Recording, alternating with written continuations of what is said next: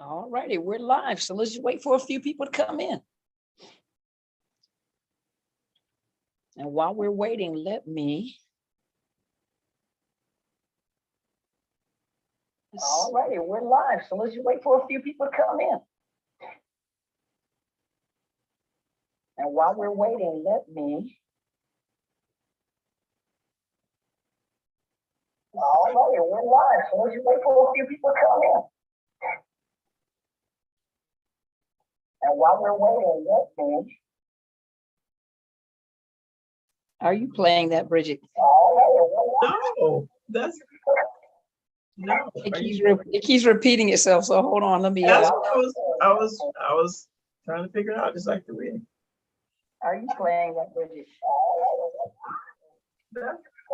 Hey there, how are you doing, Trey and Peace? Give me just a minute. Let me turn down the other volume because I've got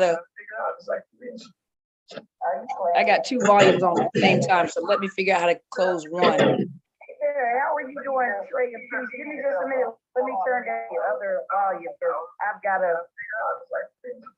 I got two volumes on at the same time, so let me figure out.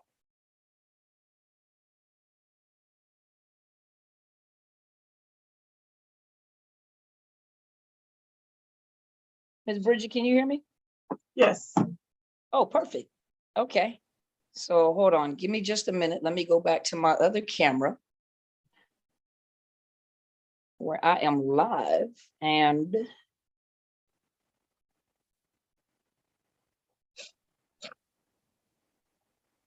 hey, Dana. Hi, Andrea and Sandra. So I'm a little delayed. I have to let me bring up the other picture so I can see Miss Bridget at the same time. There we go. Now I can see you. Because I couldn't see the, let me share this real quick. Hello, sure did. And Trey Kism, Andrea and Dana and Sandra. Give me just a minute. Let me go and share this since we are live. I'm not connected to all the usual channels that I'm connected to. So let me go to my live, which is right here. So I am delayed, but that's okay. Give me a second. Let me share.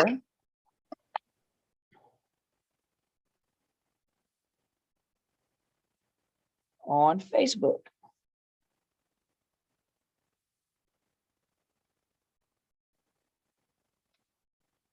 Hey, Fifi. Hey, Pop, how are you doing? Jessica and Chelly. Hey, Chelly, how are you? I'm looking forward to meeting you at the conference. How are you? Y'all give me just a second. Let me post this on my other feeds so that everybody knows that I am live because I am on Zoom. And so Zoom only allows you to connect to one site at a time. So I actually have to go share it. So if you guys will go share it at the same time, at least people will see it. So give me just a second. Let me share it on my other channels so that everybody knows that we are on live.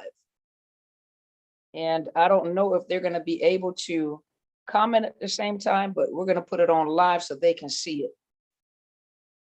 How is everybody doing? Thank you so much for joining. Hey, Just Be Real. So I'm not live on the other channels. I had to post the link on the other channels. So let me go to all my other channels just to post the YouTube link on there, everybody. And then let's start the interview. So let me hold on just a minute. Let me post all the links, let them know that we are live. Sir King Ivy, hey, auntie, your nephew from Detroit. Well, hey, nephew, thank you so much. Well, hey, nephew, my honorary nephew, thank you so much. Hey, Dorothea, how are you guys doing? So if you guys would like, share the link, and give me just a second. Let me put Miss Bridget's pretty face on here so that everybody can see that we are live, y'all. All righty, let's see. So if you guys will share the link and let everybody know that we are live. Let everybody know that we are live. I'm just not able to go live on all the channels like I normally do because of the fact that I am on Zoom. So Allow me to share. I'm going to share on all my channels, Hello, everybody. Hello, everybody. Let me put these nice pictures on here to join us live. Hello, everybody. All right. Just be real. Am I on the other channels? Do you know? Can you see me on the other channels?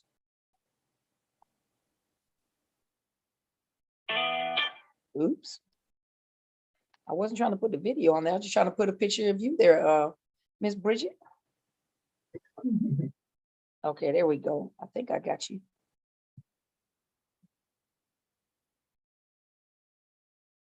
Let me let them know that we're live. How's everybody doing? Let me scroll down, make sure I see all the comments. You guys forgive me for the delay. You know, I'm not used to doing just one channel at a time. And then my feed is a little slow. You're checking now? Okay, thank you. Let me, there we go. Let me let them know we are on live now. Okay. And so those of you that are on other channels, I'm not able to post it on the other channel, but I'm letting everyone know that I am on live.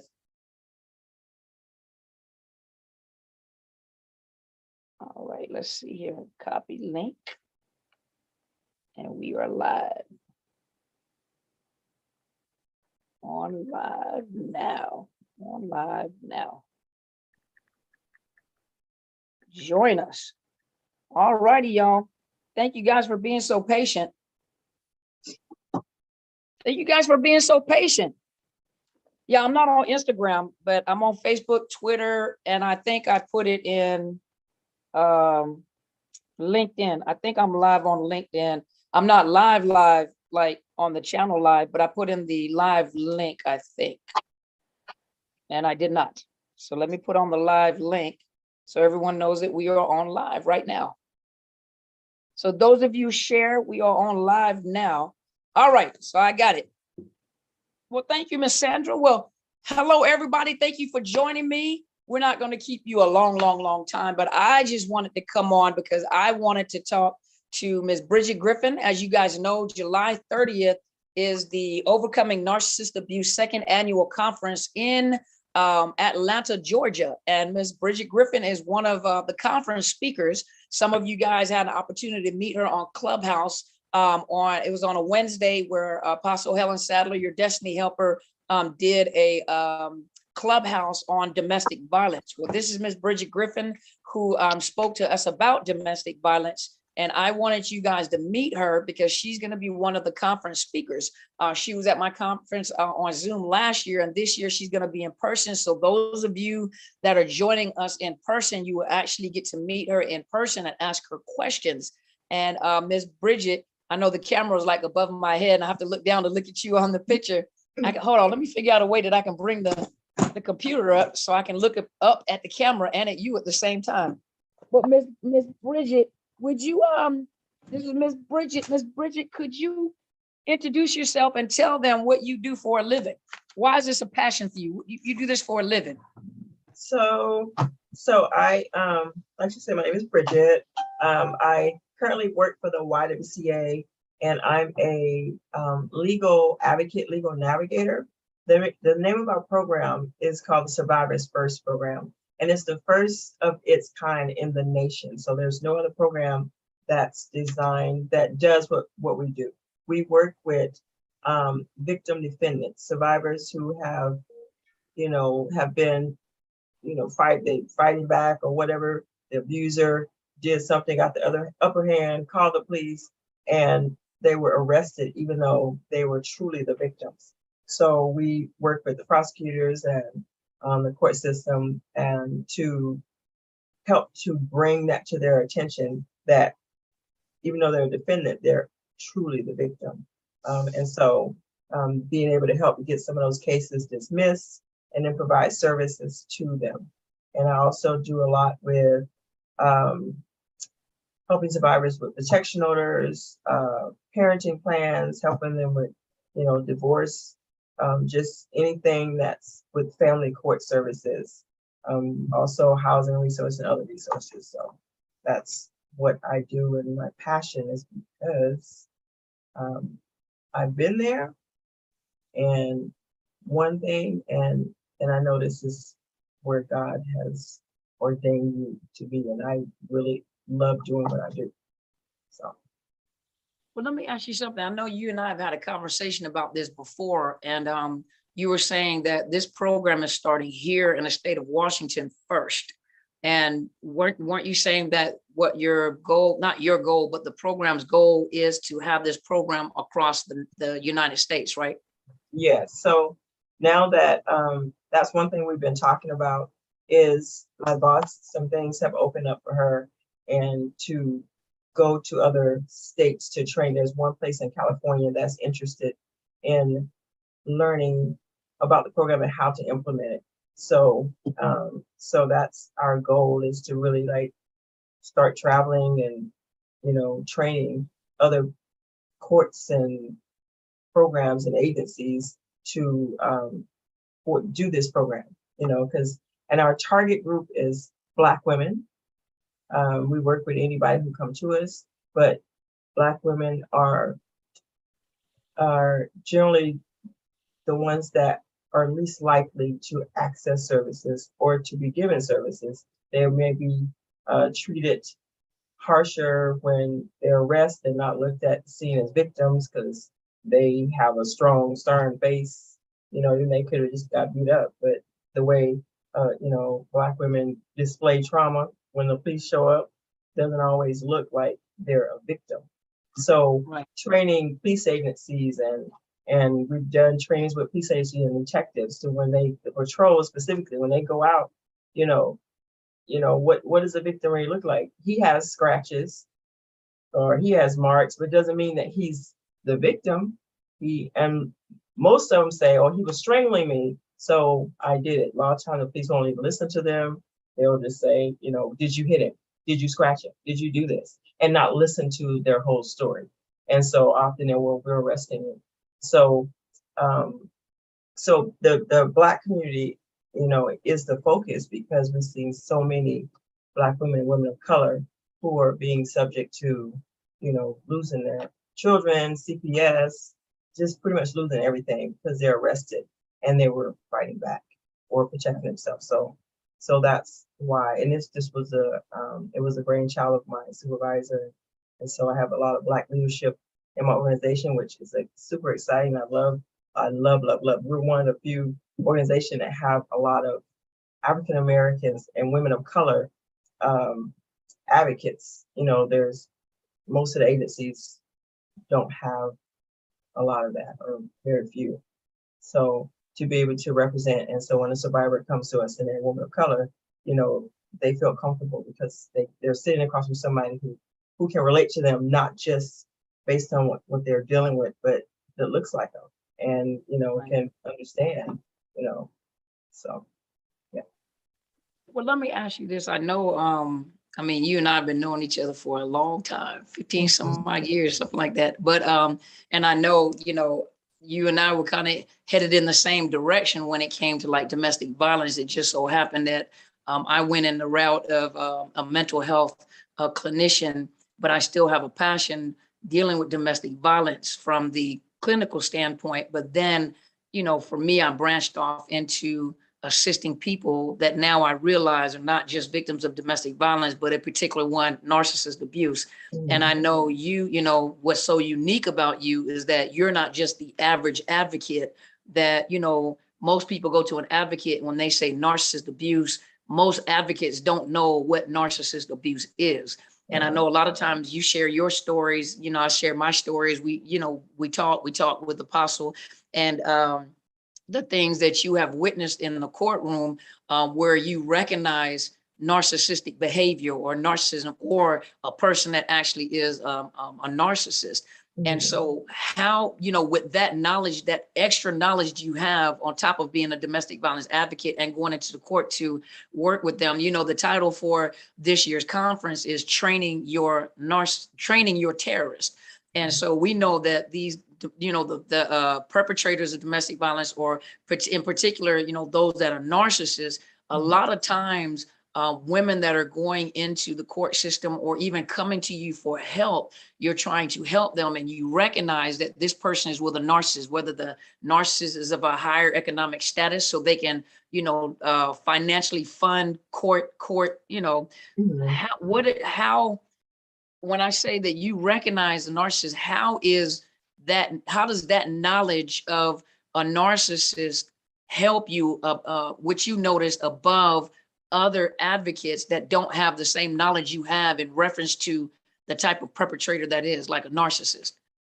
So, meaning how do I help them to like navigate in the court? Is that what you're asking? Or how do I?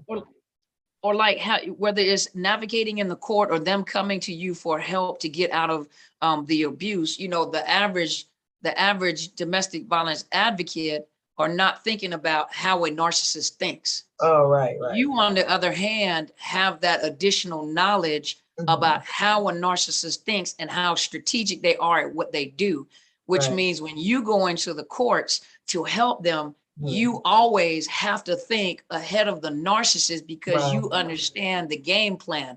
So how do you think, you having that additional knowledge is helpful in the courts, or maybe even how have maybe some of the cases that you have helped that were successful, how was that knowledge helping you help the victims? Oh yeah, it definitely helped me help them prepare for the battle, because knowing that just some of their tactics, being able to say, sometime when I would describe what they do as abusers and the narcissistic moves they make, sometimes they'll, even just today, survivor said, it's almost like you're in my house. It's almost like you like know this person personally. And I said, they all read from the same book. They all have the same thing. And so, she has a hearing on Tuesday. So we started talking about, a lot of times they'll go with the mindset that, oh, they're probably not going to, or they'll maybe have a kind of a low, like, kind of expectation of what they think they may or may not do. I said, you have to think in a place to where you have to think like they think. You have to, even though you think, well, I don't know if he'll take the baby. You have to think, look, and prepare. He's going to take the baby. This is what his move is going to be. This is what he's going to do. He's going to come to you in a way that where he's already got you trained to where you don't think this is going to happen. So you have to come back one level up to surprise him with the response when he does bring this, because this is what he's going to say. This is how he's going to say it. So I really talk to them and prepare them with responses of, if he says this or if he brings this, this is, you have to have some kind of response, or deflecting. When they start deflecting and start focusing on, ain't got nothing to do with nothing, but to divert attention away from they're abusing you. They may be abusing your children, whatever that is, but you have to continue to keep it on the topic at hand. And that's the fact that this person is being abusive, has hurt you, has hurt the child, and that's a possibility. That's what they're continuing to do, and you need to be safe. So, not responding to certain things, being quiet and letting them, dig their own grave. A lot of times they'll show themselves. And if you don't respond to certain things, they'll flare up, because it's almost like they feel like they believe that they have the right to you and to access your feelings, your emotions, your physical being, anything that has to do with you. They feel like they have the right to it. So when you don't respond to certain things, they're going to flare up. They're going to show themselves to the court. And so sometimes you just have to wait out, even though it feels scary. If he's saying, oh, she's a bad mother and she's, she didn't put the baby to bed at 7 o'clock and didn't change the diaper at 8 o'clock. And you're like, oh my God, the court is going to think that I'm not a good mother. I was like, just hold your peace, stand there, don't respond. And, when they don't see that response, then they're going to up the ante, but you continue to hold your peace. So those are the type of things that I've learned understanding and learning about how narcissists operate, to be able to prepare them and to prepare a response for what they sometimes don't even think, I don't think they're going to do that. A lot of times I hear that so much. I don't think they're going to do that. I don't, I know him. I've been with him for 12 years, 13 years. I don't think he's going to do that. Honey? And they do. Yes. I said, I see it on a daily basis. So yeah. That answer. So I was trying to look to see there was questions on here, but I realized that I'm just live on YouTube and it's showing on Facebook. So all the questions over on this side. But let me ask you this question. With the and you have the experience, like the first conference that we did, and we just basically spoke in general about narcissist abuse, and I think I talked about manipulation, a lot of the things that you see in the court anyway. What do you think about this year's title about training your terrorists? And the reason why I asked that question is because it almost sounds like the title almost sounds like we're victim blaming. Like, you're training your terrorists and it's your fault that you're being abused, which obviously we know we do not victim blame.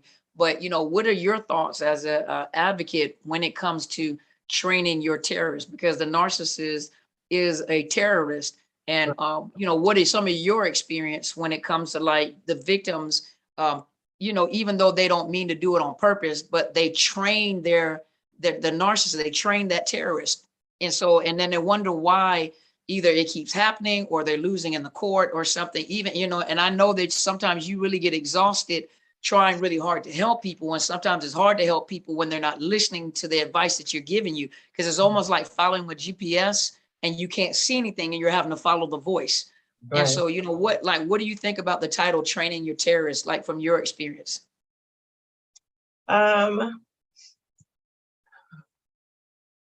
I think that it's kind of like some of the things I just said, being able to be one step ahead of them. And if you don't look at it like that, then you can be giving them, you can be giving them little fuel boost or little things that they can do. Because they're watching you, and I talk to them that they watch you. And we talk about from beginning of relationship, when you get to know the person, how their purpose is not to get to know you. Their purpose is to hide who they are and to look at you and to find out how they can get into those places to solidify their self in your head or in your emotions, so that when they do show themselves, you're going to still be there. And you're going to still hang in there. And I said, with the courtroom, it's that same thing. They're now, it's a whole nother level. They're looking for it in a very evil way, pretty much destructive, because it's like all bars, everything is off. So they don't care. They don't care about you. They don't care about your feelings. They don't care about the baby. They don't care about the baby's feelings. All they care about is trying to reposition themselves in that position that they are blaming you for removing yourself from. Now that you have removed yourself and they don't have that control and that power, now their whole objective is, what can I do to make her miserable for doing this to me? Even to the place that I don't care if you die. I don't care if you're a child. So if you look at it with that mindset, you have to be very strategic and what you do and what you don't do, and what you say, even with like things that you submit in court. If at the right time, something out of order at the wrong time can give them some fuel to to take that and turn it around and do something with it. So you have to be very strategic. It's very exhausting, but you have to think outside of where you have been, where they have trained you, because they have trained you to this point to tolerate, to take, to accept, to believe. And so now you have to, go around that and say, okay, I'm gonna have to, I'm gonna have to listen.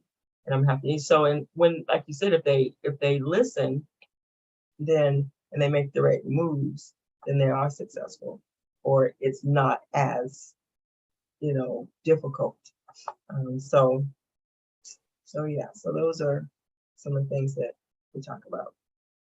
So you think like, a lot of the struggles that a lot of the problems, I don't want to say problems, but some of the only way I can think of it at this particular time, some of the problems that you run in when it comes to like helping them is the fact that, that they train a narcissist on how they're going to react versus respond. So it's a matter of reaction, meaning emotions. They're making decisions based off of emotions. And the narcissist they have trained that narcissist on how they're going to react. Yeah. So the narcissist is already, the narcissist is going to train them on what they're going to do, but the victim ends up training that narcissist based off of their emotions. That's what they're looking for. They're soul hunters. So they look to see how you're going to train them on how I'm going to react to what you do.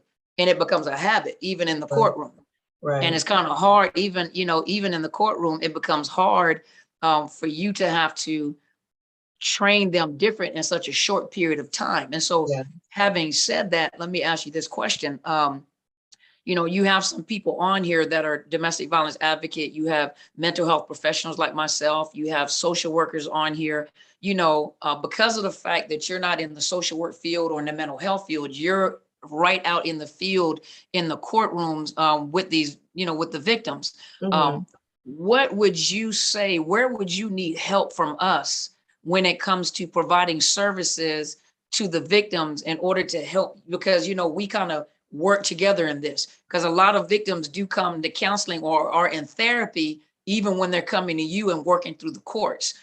So like what advice or where would you need help from us as professionals in the mental health field to help you, help coordinate with you to help this go a little smoother, because we're dealing with the client, one-on-one all the time.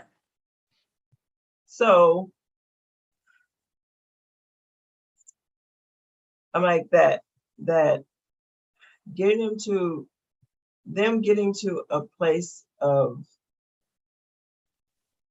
just, I'm like, trusting themselves. That's a big piece of trusting their gut again, because they, survivors lose that. They don't trust their gut. They don't trust, they're no longer confident that, a lot of times like, I feel this, I should have, I think with that healing process, them trusting their guts to make, when they, to make right moves. And I think, so it's almost like recognizing the red flags when the red flags are not obvious. So it's like that. It's like that gut instinct. Like sometimes, when people say, can you describe to me what some of the red flags are? Sometimes red flags are not that easy just to hand over and write down. Right. Sometimes a red flag is that, that's a red flag. That's a check, or I just have this feeling and it just don't feel right. I can't put my finger on it. And then a lot of times they dismiss it, or I don't know. I was talking to him and something just didn't set right with me. And they don't realize those are actually red flags. Right.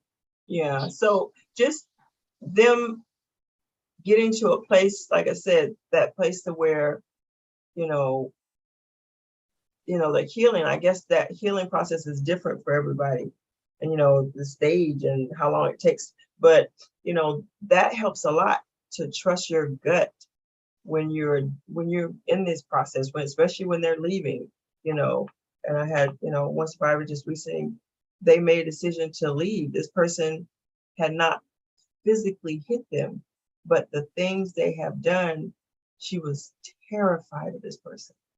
They had threatened to take their life, threatened to just all kinds of, they were terrified.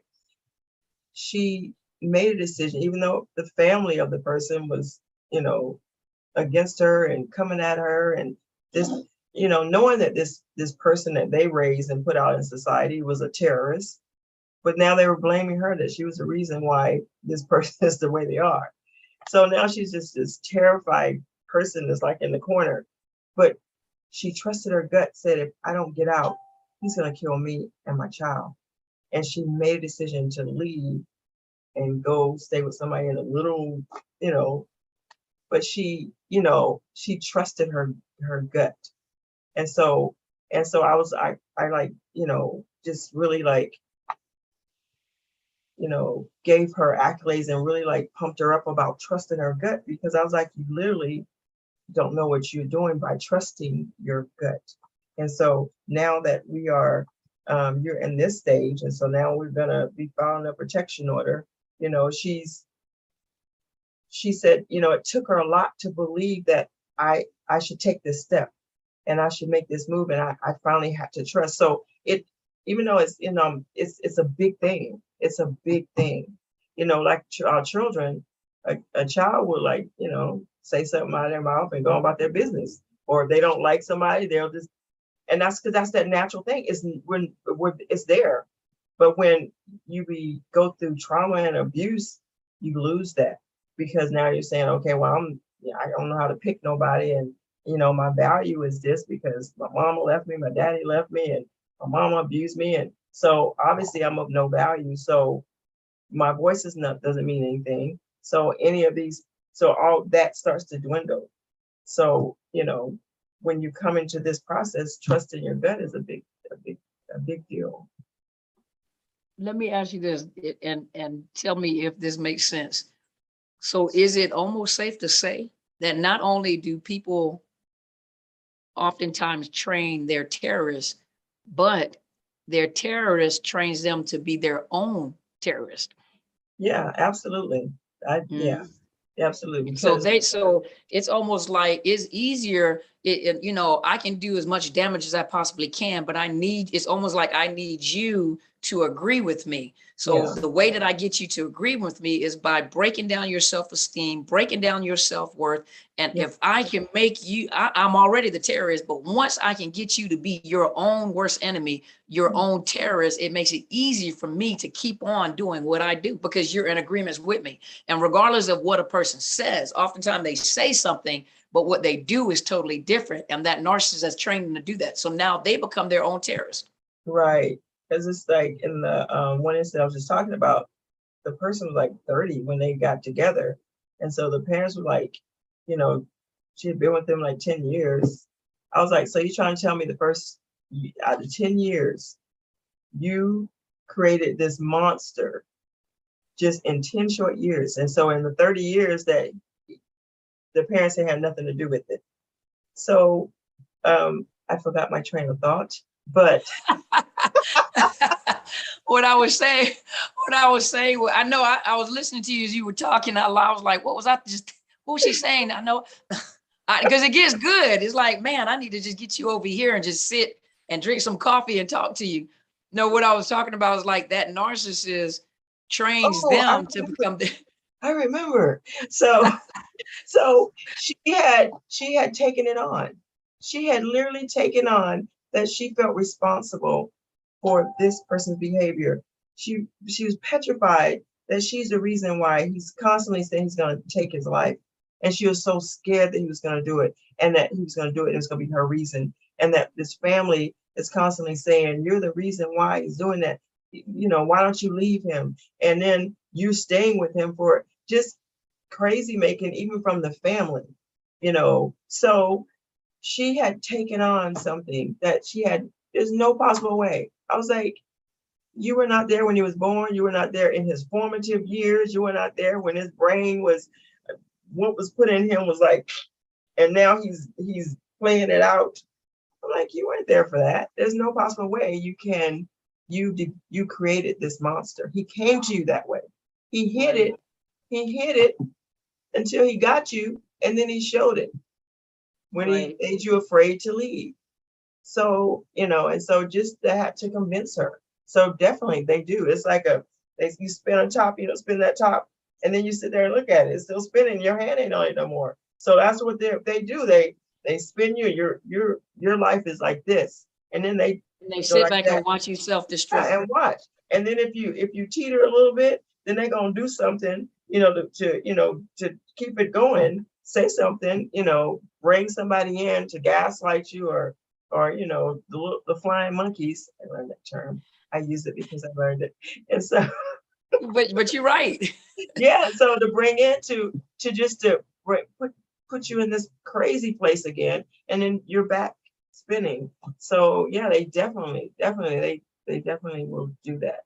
So And some of them are long gone, and most of the victims that are now survivors, they're living off of the trauma or the seeds of destruction, or the seeds of terrorism. It's almost like you remember when we had the 9/11 incident, we found out that there were sleeper cells here. There were sleeper cells here in the United States that were activated when they were told to activate. And it may not be when they first come, when they're born, they're trained to respond to the voice. And when they're activated, they go into destruction. Right. Not only destruction, mass destruction, but self-destruction as well, because they'll destroy themselves while they're destroying. So that's just like with a narcissist, when they get you, their whole thing is to plant those sleeper cells. Because even when they're long gone, right. Whenever you hear the voice, if you ever hear the voice, you go into self-destructive mode. Right. So that's, and when I talk to survivors that are going to court now, that, in King County, it's, they're virtual. So now they made that, permanent. So they don't have to physically be in the courtroom with their abusers anymore. But I said, if you hear their voice, or if the camera's on, and you see their face, I said, you're going to immediately have a reaction. I said, your body's going to react, your mind is going to react, your everything. Sometimes you just pretty much shut down and can't even function. And that's why I really help them to like make notes and stuff. I said, because that person, all the things they do is going to cause your body to respond as if you're right back in there. So, yeah. Well, would you guys like to ask Miss Bridget any questions? Thank you so much, Sandra. Would you guys like to ask Miss Bridget any questions? You guys can ask, and you can ask her some questions if you'd like. Now, I know YouTube is a little slower when it comes to the questions coming in, but if you guys would like to ask Miss Bridget some questions, please do. I know the video is delayed because I have both screens up, and so once I stop talking on the other screen, I'm still talking. So I know it's delayed. So, but if you guys would like to ask some questions, please put your questions down into the comment box block, and she will answer some questions. I can read it to you because it's not showing up on your screen, right? No. Okay, let me look and see if I can bring it up on this screen. Let's see if we can bring up some. Well, we don't want to do closed caption. I know that ain't gonna work. Okay. Oops. All right, let me go back.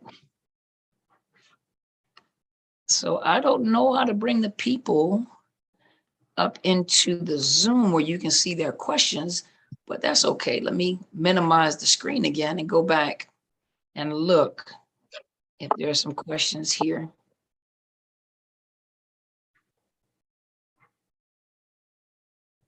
All right. So out of sync asks, do judges catch on to the narcissist quickly, or are they clueless? The number one thing is that they don't look at it or label it or think it as a narcissist. So behaviors, some of the judges will pick up. I'm like, they don't, they're not going to say narcissist. They're not going to use those terms, in the courtroom. Most of the time they won't. But when there are some judges who do pick up on the behaviors, and they, you know, when they're showing their colors and they explode or they keep talking or, you know, whatever they do, I'm like, sometimes yeah, sometimes judges do. There are some that do, and there are some that are narcissists. Very true. You know, And very those true. judges make it difficult for the whole process. So yeah, that's kind of a, yeah. You know, I was listening to, some of you guys know Judge Toller. I think that's her name, with the short hair, Judge Yeah. Toller. And she did an interview one time on I think she was talking about narcissists, but Yeah. she was talking about like what she had went through in her own family. Mhm. But what she was talking about in the courtroom, she said, basically she was saying in so many words that you don't have to come in and tell us that they're a narcissist. Right. Allow them to act the way that they act. And we've been doing it long enough where we pick up on behavior. They Yeah. may not have a name. And then if you even listen to Judge Anthony Bompiani, and I'm kind of mixing up some of the stuff that he said and some of the stuff that she said, but basically both of them were saying that, you know, you're not the expert at diagnosing whether a Right. person has narcissistic personality disorder. So Mhm. you should not come in to try to tell the judge about a mental disorder that a person has when you're not an expert witness or a qualified person to diagnose. You know, your focus is on the behavior. And Mhm. what she said and what he said is most judges have been in the seat long enough to recognize certain behavior patterns. Yeah. Now, it just so happened that Judge Anthony Bompiani, he's retired now, but he recognized narcissists in the courtroom. He went through it his own self when he got a divorce. You know, Judge Toller, she recognizes the behavior. You know, there's a term now she can put to it, but when they're in the court, they don't use that term narcissist. They Mhm. focus on the behavior. Yeah. And like I said, most of them, like she said, and like he said, most of them have been in the courtroom long enough to pick up on behaviors. These are not, some of them are seasoned judges that if you just allow the process to go through without overdoing the process, they'll pick up on the behavior. You know, Yeah. they'll pick up on the lies. They'll pick up on the patterns. They'll pick up, you know, and like you just said, though, but some of those judges are also, not all of them, but some of those judges are also narcissists themselves. And Yeah. they recognize that that's some of the stuff that they do. So a Right. person that recognizes that, you know, in the person that's in the courtroom, they're 9 times out of 10, they're going to defend them because that's exactly what they do. Right. Absolutely. So And yeah. then So that's and then the sad part is they re-traumatize the victim. right. And so that's exactly, you know, that's exactly it. Never, you know, I always, you know, suggest to survivor, never write anything in your paperwork that he's a narcissist, or, you know, he don't even put that word in there. You know, you just describe what you have experienced and how, you know, the behavior of the person. And you leave the diagnosing of mental health issues to the narcissist, because they do that all the time. They say she has PTSD, she has bipolar, she has schizophrenia. They constantly will diagnose the victim, and they do it very well. They're very good at it. They know everything about all the different mental health issues. And so they're licensed, even though they haven't even picked up a book to even know. They're licensed in their own mind. Yeah, so you leave that to them, because that's what they'll do. That's their number one go-to. She's crazy. I literally almost have not met one survivor that in the courtroom that's not the first thing that the abuser says. She's mentally unstable. She's emotionally unstable. Yeah, because you're punching her in the face, Right. I mean, that part is not screaming funny, at but her. yes, you're right. It's, yeah, no, it's not funny. I'm not trying to be funny, but it's like, this is what you're doing.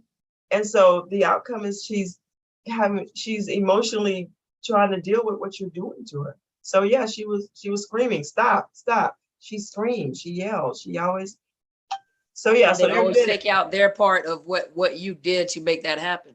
Yeah, You know, it's you know what, I had a long time ago, I had a client, and you know, and this is really one of those situations where you need to, if you are in therapy or you're with an advocate, you really need to listen to advice, because when you are the person in it, the person on the outside of it can kind of guide you through it, because you're not looking at it with rational eyes or a rational mind.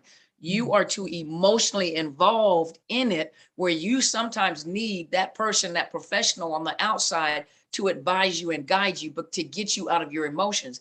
And I have had situations, like you said, the husband or the husband was, is not was, but is a narcissist and had money to hire a lawyer. And he would do things to cause her to react. And the way that she reacted, really, if you didn't know any better, you would think she really was a narcissist, because she was fighting back, but she was fighting back at his level.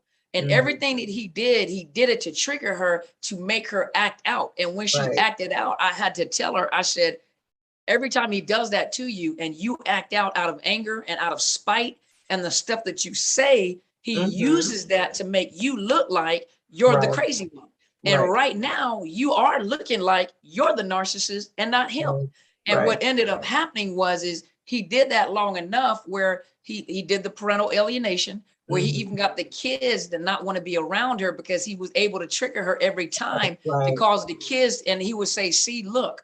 And what I don't understand is that he convinced the lawyer, well, they got a guardian ad litem. He convinced the lawyer, the guardian ad litem, to have a complete mental health evaluation done on her.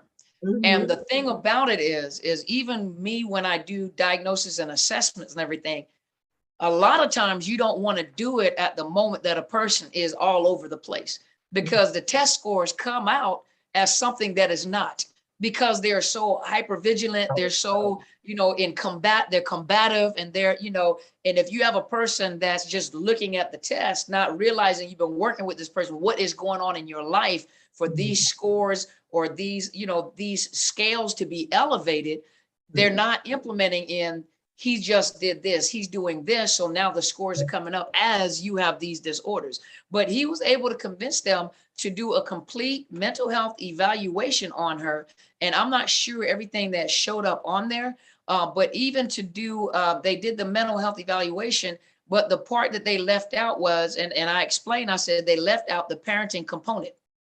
When you do when you're dealing with children, oftentimes as a family preservation service provider, former family preservation service provider, when I made recommendations, I would make recommendations that, especially in custody cases with children, that you do complete evaluation with a parenting component. So that means that the husband and the wife get a mental health assessment. And on top of that, the parenting component is they also do an assessment on the children and the children with each one of the parents, so that a forensic psychologist here in the state of Washington can get an overall view. And on top of that, interview people, childcare providers and other people, to get extra information, on the history of the family and the children. Well, he was able to convince them to do a complete mental health evaluation. And on top of that, the psychiatrist that did it, or the psychologist that did the assessment, was a narcissist himself. Not only was he a narcissist, had complaints filed against him, that the way that he was doing what he was doing, very unethical things. And that's just like on the, remember the big case that was on television with Amber Heard and Johnny Depp, and the psychologist that came that looked like he needed to be on Adderall or was on too much Adderall. But the thing is that the behavior was very unprofessional for the field. And when you went back and went back and went back and looked at the reviews, he had so many complaints and ethic complaints against him that I couldn't understand, because the courts hired him. So once a court hires a psychologist to do an assessment, the family or the children are not the clients. The court is the client, and they could care less about you. The court is the client because the court is paying them. And so I think that really baffled my mind, because she ended up losing her kids. But one of the biggest reasons was because she wouldn't stop acting out of emotion. She would not take advice, because she knew more than the therapist, and she knew more than us as the professionals, and she wanted to do it her way. And because she wanted to do it her way, the sad part about it is everything that I told her was going to happen actually happened. Yeah. And that's like, there was recently a survivor that got a protection order, but the person had taken the kids and took them out of state, but then they brought them back. She got the kids. She put a protection order in place. She wanted it to be where, oh, he can see the kids and we'll just have it, very lenient and it's okay. And I was like, okay, that's not gonna work. So I'm like, I'm like, you are able to make decisions, on your own. I'm not gonna tell you, but I said, just from my experience and what I've seen, that doesn't work. Just she did it. And she returned and said, I need to get a modification of the protection order because he's blah, blah, blah, blah, blah. So, yeah, so they don't listen. I said, it's harder sometimes to undo stuff. It's easier to do it this way the first time. And then if you want to, modify it later to change it to that. But, to make it like this, sometimes it makes it harder. So, yeah. So she thought that he was going to be able to come by the house and see the kids and the protection order's in place and everybody's going to be okay and we're hunky-dory. It's like, so no, she didn't listen, but thank goodness she was able to do something to make changes and wasn't like your case where she lost her kids and all that, but she paid for it. Yeah. I mean, it's sad because, well, we've been victims of the abuse ourselves. And, in the very beginnings, you think you have control over the situation. Even when you come out of it and you think that you have calmed down and everything's okay, and you think, okay, now I have more control over the situation, and you keep ending up in the exact same situation over and over again. And, just like the best advice is listen, you're the person that's in the middle of it. And when you're in the middle of it, you don't have clear eyesight. You don't have, your emotions are everywhere. You are emotional and you need a third person to come in and guide you. It's like a guide dog in the darkness.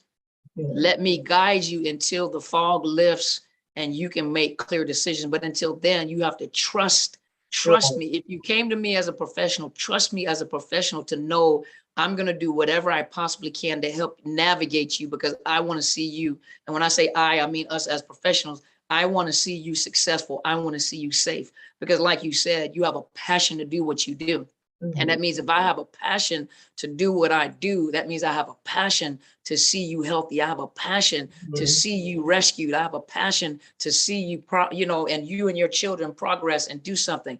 My biggest, the biggest gratitude or the biggest pat on the back you can ever give me is to live life and live it without the abuse, to be away from your abuser and your children to be healthy with you, you know? Right. Let me see there. Let me look and see. There's some more questions. Let me look.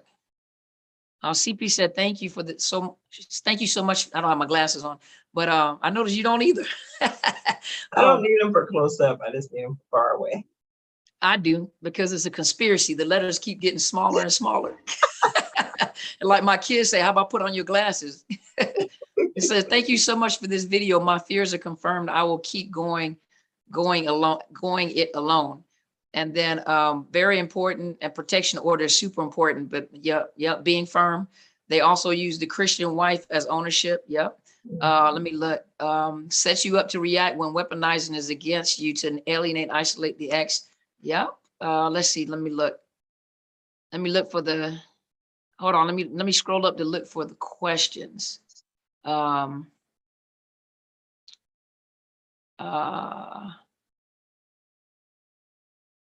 Okay. Well, I have more people giving comments about their experiences. Mm-hmm. So, well, Ms. Bridget, would you like to say anything else? I mean, are you excited about the upcoming conference? I am.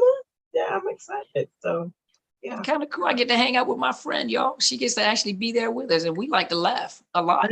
Oh, it'll be a mini vacation. Right. A working vacation. Yeah, there you go. A working vacation. Yeah, a working vacation.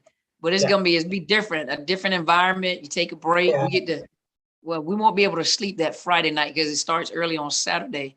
And then for those of you that are interested as well, we will be there on Sunday, and Apostle will be having church service on Sunday. And so those of you that are coming or would like to come, make sure you go to overcomingnarcissistabuse.ticketleap.com. All ticket sales are final as of Saturday. So if you are coming in person, the final head count is Saturday. I'm kind of late with the final, but on Saturday is the last for enrollment in person. And those of you that are actually going to be there, you're going to get an email from me so I can give you the address of church service. So if you're not at the conference, you can come to church service because Apostle will be having church service in Decatur. She's going to have a church service in Decatur at my cousin's church. And so you guys are all welcome. That is free. Church is free. So that is free. So all of you are welcome to come, and we will post that so that if you would like to come to church service and meet her as well, you can come out there. And a lot of us will be, well, all of us that are on the platform will be there on the Sunday service. So if you cannot make it to the conference, which we really want you to do, you can make it out to church service, and you can meet all of us there at church service when we shut up, yeah. So you guys get to meet us at church service. But if not, those of you video for the Zoom, the conference on Zoom, well, it's going to be on Zoom. So the conference on Zoom, that will still be open until probably about a week before the event. So if you're doing it online, I would leave it open for you guys to register online for the Zoom conference for Atlanta. But all sales are final. VIP is closed. So we are full. VIP is closed. But general admissions is still open Saturday. That's it. I have to look at the time because I have to turn in the head count. So Saturday, probably by 12, I don't know. I have to go look and see is the final head count, and there will be no more registration. Then the only way that you can register is for the Zoom conference. Those of you that actually live in the Atlanta area, if you come, please know that if you come to the conference, you will not be let in the door. So unfortunately, it is a ticketed event. You have to get your tickets online, and your name has to be on the registry for my staff to allow you into the conference. The doors will be closed. So you will not be allowed to come into the conference. So if you show up in person, you have not registered and paid for the event, you will not be able to get in. And I apologize for that, but that's just what it is. Business is business. If not, you meet us at church, and we'll post that on the website. We'll post that on Facebook so that if you would like to come out to service on Sunday, you can come out there and meet Apostle Helen Sadler. She will be there. Myself, Bridget, Marcus Monroe. You'll meet Telsha with the T. You'll meet Tasha Leland. All of us will be out there, so you guys can come and meet us on Sunday. Also, for those of you know that this coming up Saturday, Apostle Sadler has a webinar. It's 2 sessions. One is from 9 a.m. to 12 p.m. Pacific Standard Time, which is 3 hours behind East Coast. And the next one starts from 1 to, I think, 4, 2, 3, 4. Yes, 3 hours. Each one is 3 hours. And there's 2 sessions. Each session is $75. The first one is trauma effects and its relief. And so a lot of you are going through trauma, and there's going to be discussion on what trauma does to your brain, what trauma does physiologically and psychologically. And so you really want to get into that. And also those of you that are empaths or think you're empaths, is the power of the empath is the second session. And so it's really, you got to go register. Go to destinyhelper.ticketleap.com, and you can register for one or both of the sessions for this coming up Saturday. And that will be on Zoom, and it will also be on a private Clubhouse. So those of you that are not registered, if you're trying to come on Clubhouse, you will not be able to get on Clubhouse unless you are registered for the event, and we have the names. And then also you guys know that we will be in, I was going to say Hollywood. We're going to be in Hawaii, Hawaii from the 11th to the 16th. Same link is destinyhelper.ticketleap.com to get your tickets for the event. And then you have to get your plane ticket to get over there. And then if you go to Into His Chambers Global Ministries on Facebook and hit the event tab, and then go to discussion, you can get the discounted rate for the hotel room. And what the hotel is doing is they're giving a discount if you like to come earlier and stay a little later, and you'll get the conference rate to stay at the hotel. And if those of you that would like to set up payment plans, email destinyhelper12